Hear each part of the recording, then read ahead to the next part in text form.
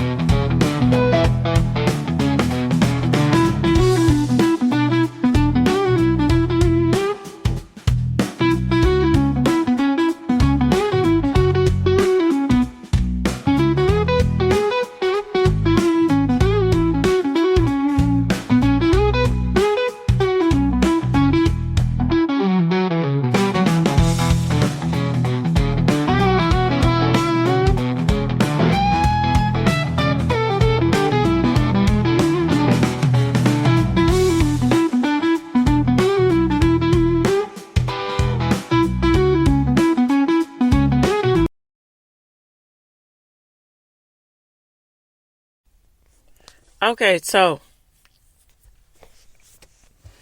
I'm just going to speak off of what I think and what I gathered and some of the information that I know about Roseanne and her background comedy and go from there. And this is pretty much what this show is going to be, just my abridged thoughts here. So Roseanne Barr, her comedy is centered around, and her stand-up was centered around the aspects of her life and the aspects of putting that all together with raising a family and how everything was changing, specifically how everything was changing in the modern world, in her era, in the 80s and so forth, and the disposition of how things were when she was growing up as a kid versus the way that things are with raising a family, being married, and pretty much putting everything together, holding everything together with not a whole lot of money. And so before a show like Roseanne came along, essentially shows that had to do with people, you really didn't see an honest depiction or a comedic depiction of people who were living in the heartland of America or so forth, or the lower middle class. And it was either a thing where you would have shows that would depict people who were lower middle class as unpleasant, and it was really unfortunate. And there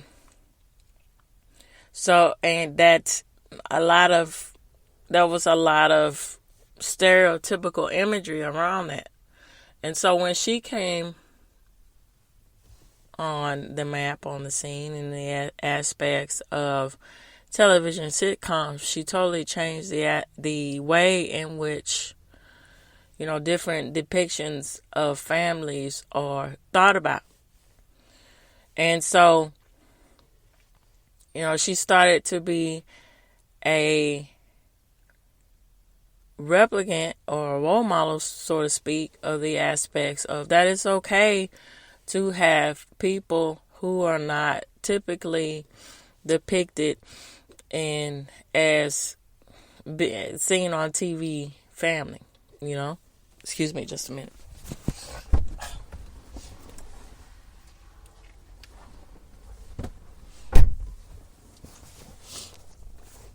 And so from that, you started to get a whole lot of different other shows that depicted different aspects of the American life or American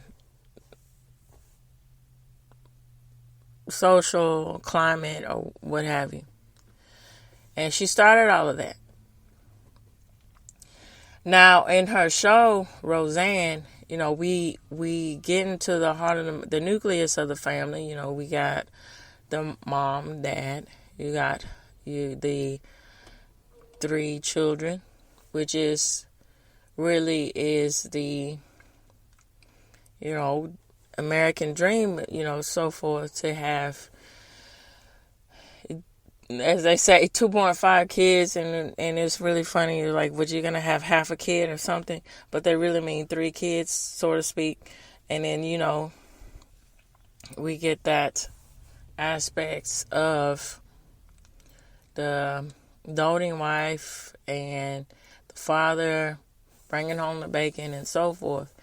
But Roseanne depicted, what if that's not always the case, where the mom has the luxury or the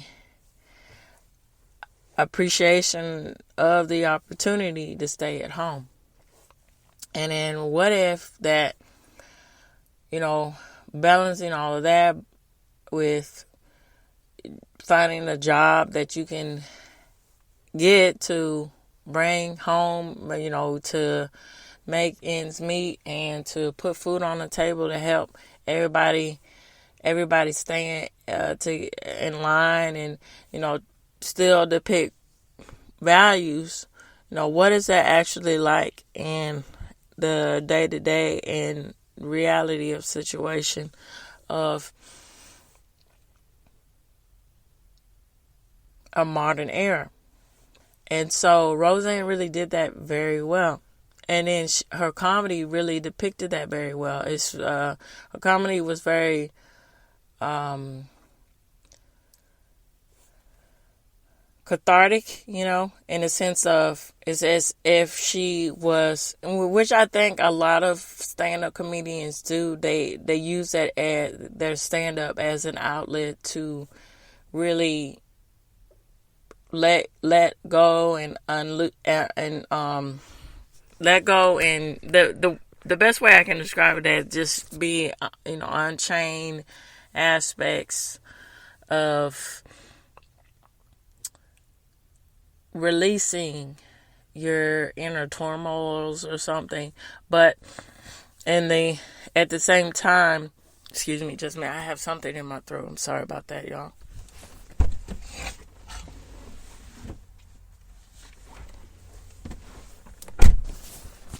Okay. All right, I'm right back. I'm recording in my car, because my van, that is, because I noticed there's a lot of,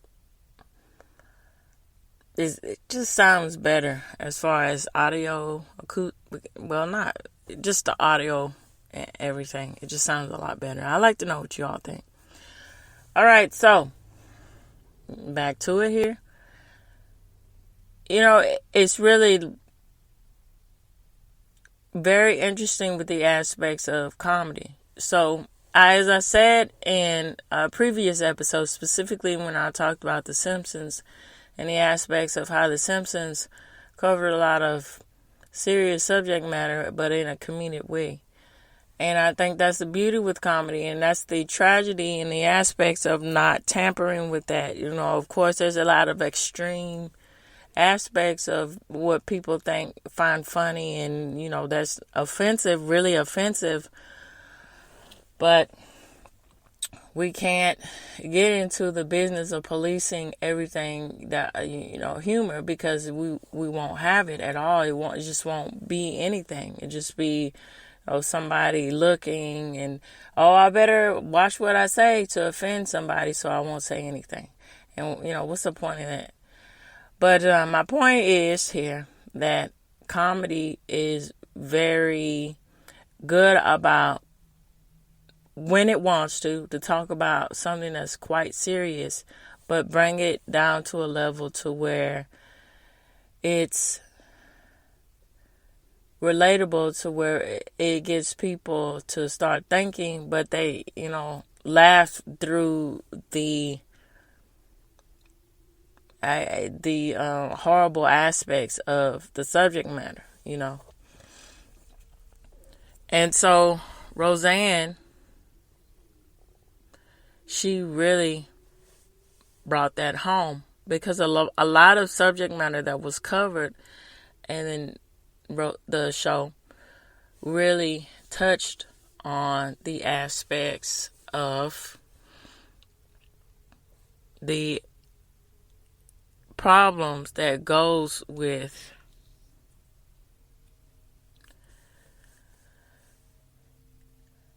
people coming from dysfunction and how, you wanting to give a better purpose to your family and hoping that your children will not repeat the same mistakes that you did.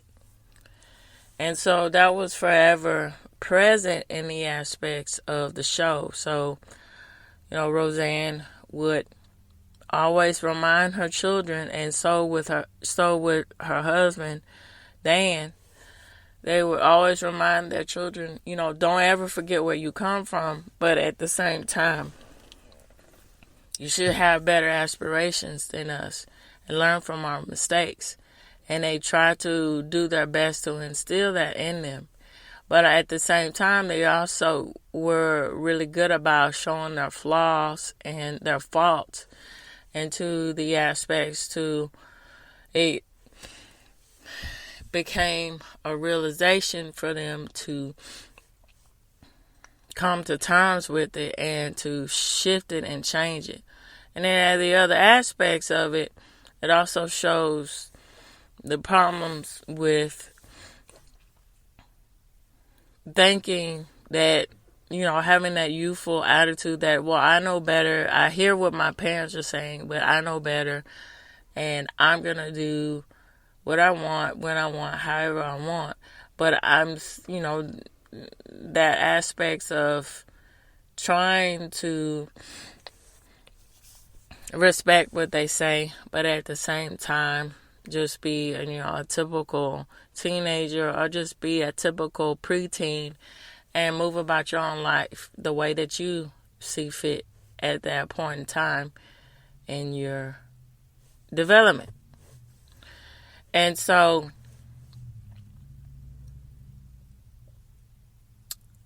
Becky and Darlene really encompassed those aspects here of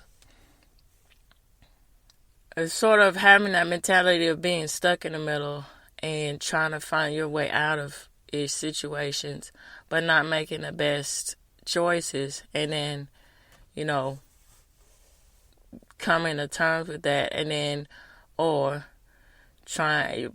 learning from it. So Becky and Darlene took two different paths in the show Roseanne. So Becky decided, she seemed really promising in the beginning. She was doing what she could. Well, she was, straight A student, doing very well, and, it was a lot of promise for her, which is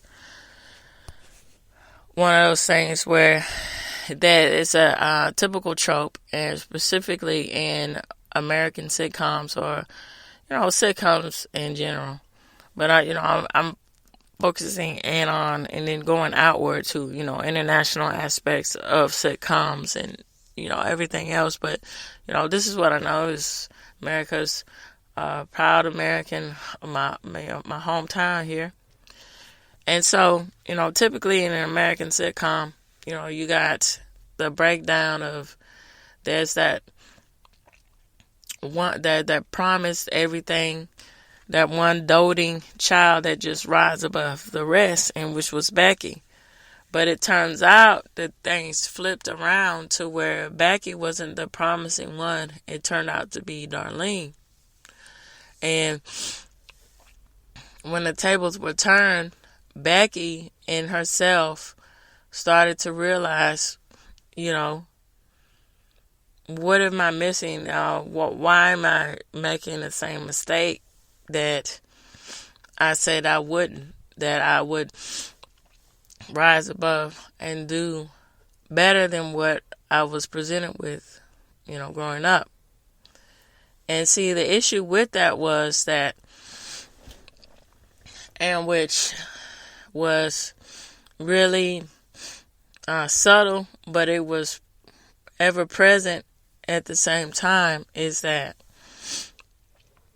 people's faults and these characters' faults they really became their downfall. And it really played a center part into how the rest of their life would unfold. And it was unfortunate, but that's really honest with Becky. But Becky's character, she didn't understand. She couldn't come to terms with the aspects of her own selfishness is what really got in her own way. And that got in the way of her seeing what was right in front of her and her appreciating life for what it is and appreciating her own life and her own choices for what it is. And so Darlene was the opposite of that. She had, it didn't seem like she was an average student, but when she found something that was very poignant to her, she took it and ran with it, and it really developed her character, for better or worse. And so it was these external forces, so to speak, with, it was one episode where, what's her name? It's not Jacqueline Pizzette, but she's, I don't know, Joan Crawford, no, I don't think Joan Crawford. Oh my gosh. Anyway, she's y'all, those are who are in the know. She was in Dynasty and everything. She's an English actress and so forth. So she was notorious. Her characters were notorious for being nasty individuals. And so she came to town and she really honed in with Darlene that you have to chase your dreams and you have to make it happen before it's too late. And that was sort of as you say, an archetype of a coming of terms or a coming of age for her.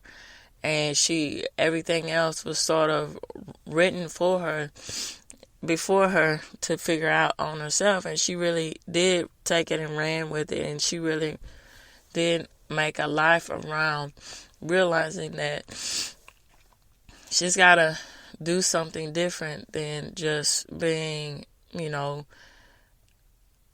internalizing everything and being depressed about not going anywhere, not doing anything. And that really changed the root of her whole life to where she became successful. But at the same time, her success there, did have the aspects of having a price where, it's shunning her family. So what do I mean by this? So there's one episode where Darlene comes back from college and she, everybody is together and getting ready to go to a buffet because, they came into some money from a relative that passed on and inherited money. And so they were going to treat, Roseanne and Dan were going to treat them. And so Darlene comes back and says, everything. And they said, well, at least we're working. Becky made the comment, well, at least we're working and everything, and you have no money. And she's like, well, not in actuality. This job here, they offered me this job, but I turned it down because I want to finish school. And so Roseanne took it a certain way as it was an insult because it was saying, she took it as she was saying, well, that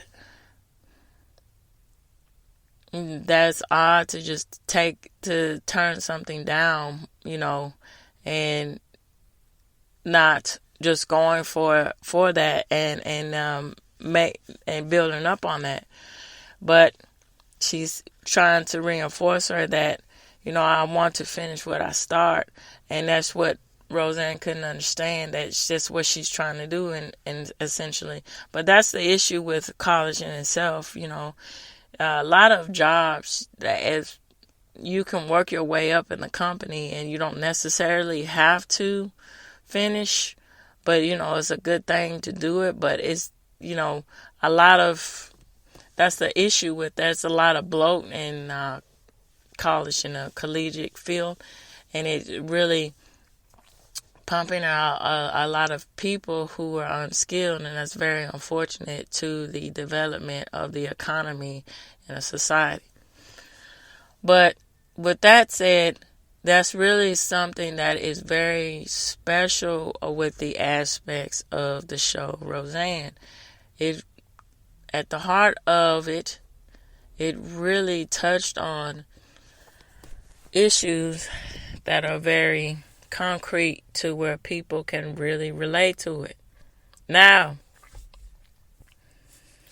when we get to the Connors, it's the polar opposite. And the reason why it's not all that successful, and I guess people watch it, and I was trying to get through it, but it's just not. The problem that I see with it is, in the aspects of this here, is that everyone in that show is a caricature of something that's supposed to be realistic, but at the same time it's not. And so they pull back, and they rely on the aspects of what was already done in Roseanne, but they try and reinvent it in the aspects of what is politically correct here. And then with the aspects of what's politically correct, they're saying a whole lot. So, case in point, DJ and his relationship with his wife is very polarizing because, it's clear that he is in a relationship with somebody. He has some complex about being in a relationship with somebody that's very demanding. That's not very feminine at all. And there's something to that that's underlying to where it's really questioning his masculinity, the role that he plays as a father and a man and his own family. And his wife is very brazen, even though she is supposed to be a Christian woman. She in herself is encompassing the aspects of what is typically seen, unfortunately, about an African American woman. Loud, brazen, very mannish. Can't listen to anybody, can't listen to anything, always has to have the final say or final word, and overtly emotional to where it's an issue. Now, Darlene and Becky, they too are on the PC watch here. So Darlene, she's coming back, and she's, at home because she says that she wants to, take care of her family. And so when Roseanne was still on that show, when it was still Roseanne, it was really taking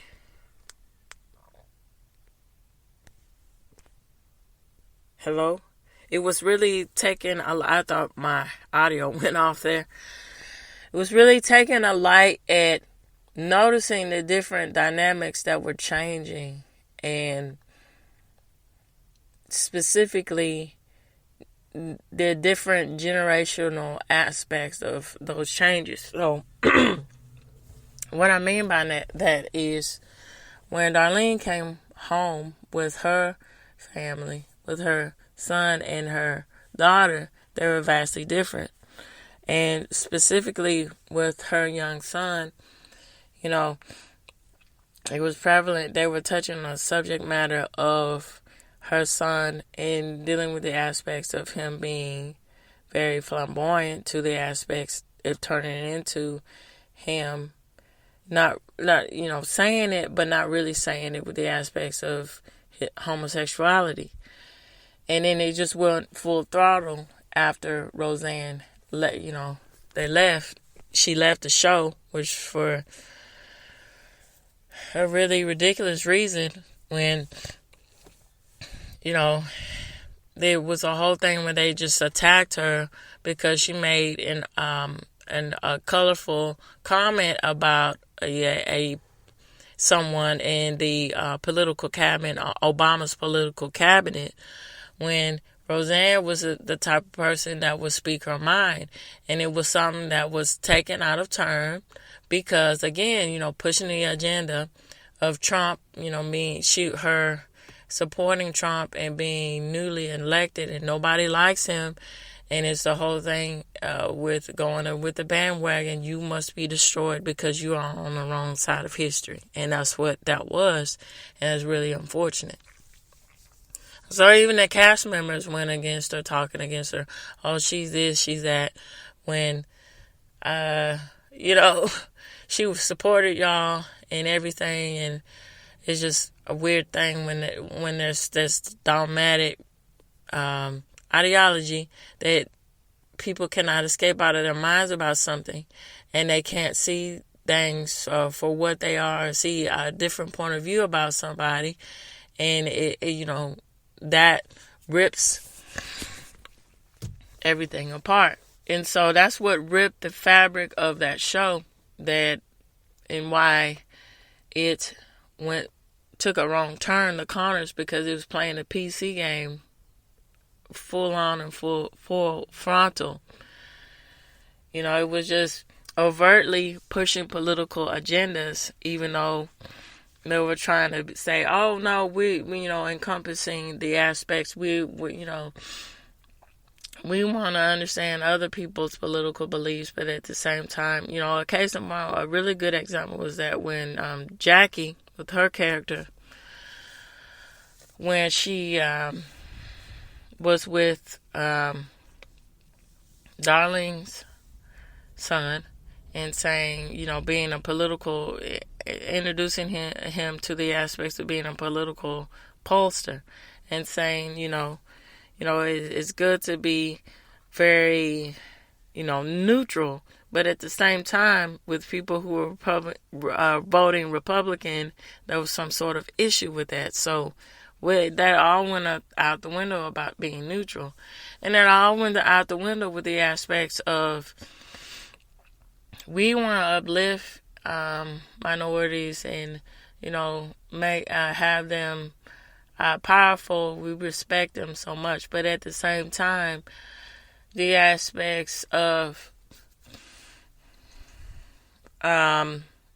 DJ and his wife and his daughter, they were in themselves the opposite. Most of the time it was the opposite of that. They were caricatures of what a black person is or is supposed to be in society, which is very unfortunate.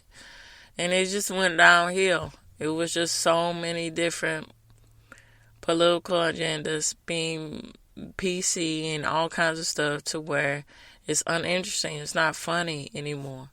And that's the aspects, and that's what tears apart the aspects of comedy in itself, again. And that's what is really pivotal and what needs to be paid attention to in the aspects of mainstream culture. What are they really saying with the sort of characters that are presented in the aspects of shows, films, commercials, and so forth. What is really being said about the aspects of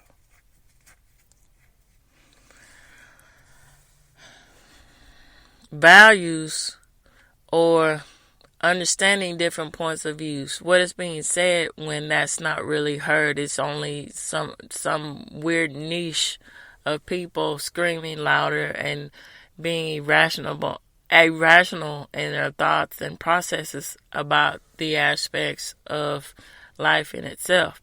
Because it's quite funny too, and I'm just going to be quite honest about this.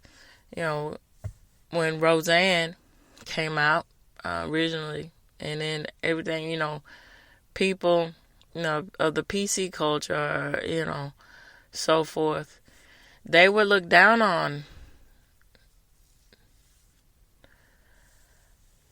content like that, or people like that. Were saying, "Oh, what do you mean, having a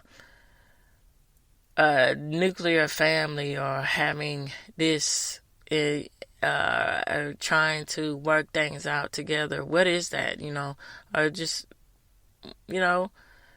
the destruction of the the destruction of the nucleus family is, again, what that is. Because, when you think about it, most of the time here, and what